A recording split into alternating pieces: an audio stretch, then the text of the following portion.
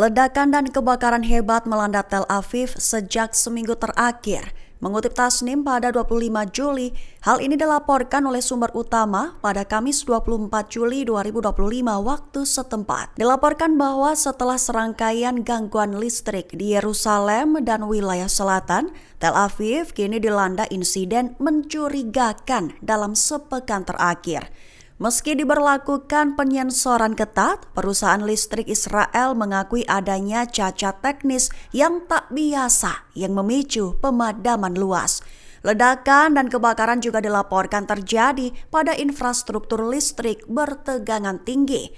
Adapun dalam 2 tahun terakhir, insiden serupa berulang tanpa kejelasan sumber dan hingga kini masih digolongkan sebagai gangguan misteri. Keputusan Perancis mengakui negara Palestina digambarkan sebagai pukulan telak bagi Israel. Presiden Emmanuel Macron menyebut langkah itu sebagai dukungan terhadap solusi 2 negara dan perdamaian jangka panjang. Mengutip Tribun News pada 25 Juli, keputusan Perancis itu dibuat dan disahkan pada Kamis 24 Juli 2025. Sementara itu, keputusan tersebut memicu respons keras dari Tel Aviv. Perdana Menteri Israelnya, Benjamin Netanyahu, mengecam keras keputusan itu. Netanyahu mengecam janji Macron sebagai hadiah untuk teror, merujuk pada serangan 7 Oktober 2023 oleh Hamas terhadap Israel. Menyebutnya sebagai bahaya besar yang justru akan memperkuat ekstremisme. Kini ketegangan diplomatik pun memuncak. Dunia menanti apakah langkah Prancis akan diikuti negara Eropa lain. Adapun dalam konteks ini, Dewan Regional untuk Permukiman di Tepi Barat yang dikuasai pendudukan menganggap bahwa kegagalan untuk merespons akan menjadi ancaman eksistensial bagi Israel. Perancis ambil langkah berani di tengah konflik Gaza, di mana mengakui negara Palestina sebagai bagian dari solusi 2 negara. Mengutip Tribun News pada 25 Juli, keputusan itu diumumkan oleh Presiden Macron dalam unggahan resminya pada 24 Juli 2025. Ia menegaskan ini adalah bentuk dukungan terhadap perdamaian dan keadilan bagi rakyat Palestina.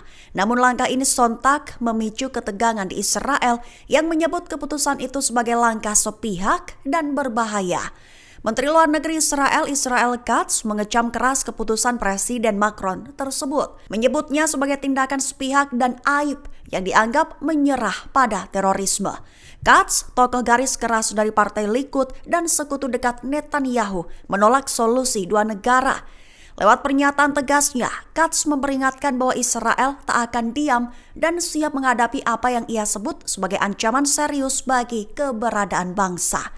Sehingga di tengah perang yang terus berkecamuk, dunia kini bertanya apakah Perancis sedang terjun lebih dalam pada konflik Gaza. Iran resmi meluncurkan satelit komunikasi Nahid 2 ke orbit menggunakan roket Soyuz milik Rusia pada Jumat 25 Juli 2025. Langkah ini tak sekedar pencapaian teknologi tapi juga sinyal geopolitik. Mengutip Al-Mayadin pada 25 Juli, Teheran menunjukkan bahwa di tengah sanksi dan tekanan, mereka tetap mampu menembus langit.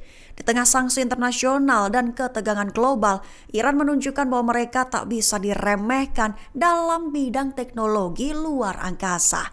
Peluncuran ini menegaskan kemitraan strategis Iran-Rusia, sekaligus memperkuat ambisi Teheran dalam persaingan teknologi ruang angkasa. Juga menegaskan hubungan erat antara Iran dan Rusia yang kian solid di berbagai sektor, termasuk pertahanan dan teknologi tinggi. Nahid 2 sendiri menjadi simbol ambisi Teheran untuk menjadi pemain utama dalam percaturan ruang angkasa global. Amerika Serikat resmi menarik diri dari proses negosiasi gencatan senjata antara Israel dengan Hamas. Washington menuduh Hamas tidak bertindak dengan itikat baik dan terus mengajukan syarat yang dinilai tidak realistis. Mengutip Tribun News pada 25 Juli, hal ini diutarakan oleh utusan khusus Amerika Serikat Steve Witkoff. Witkoff menyampaikan bahwa Amerika Serikat telah memutuskan untuk memulangkan timnya dari Doha guna melakukan konsultasi.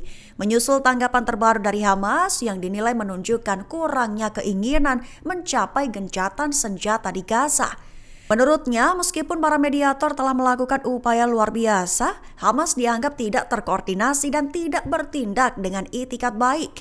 Ia menambahkan bahwa Amerika Serikat kini akan mempertimbangkan opsi lain untuk memulangkan para sandera dan menciptakan stabilitas bagi rakyat Gaza.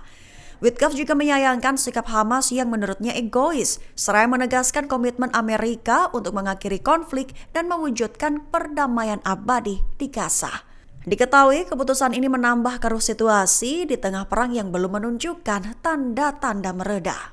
Download Tribun X sekarang, menghadirkan lokal menjadi Indonesia.